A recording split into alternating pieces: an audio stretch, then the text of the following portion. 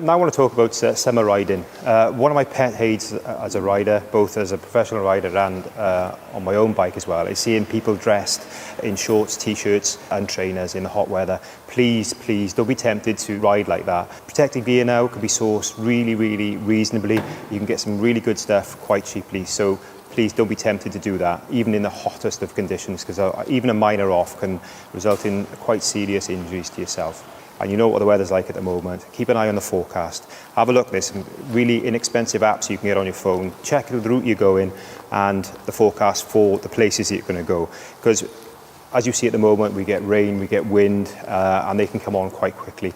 So some tips for that is make sure you take in your bum bag or in your panniers some wet weather gear. You can put it on quite quickly, stop, put it on, and that will prevent you getting wet. Because if you get wet, you get cold and you start to lose your concentration. And again, that can be a hazard in itself. So invest in some good wet weather gear and keep an eye on that forecast. And if it does rain, the first thing I would say is don't panic. The first tip is to get out there when it is raining, to practice your riding. And what I would say, if it does rain and you are caught in a shower, don't panic. The worst thing you can do is tense up on a bike. So keep all the inputs to the bike, whether it's braking or acceleration, nice and smooth. The bike is most stable when it's upright, traveling in a straight line, and you've got a bit of acceleration on.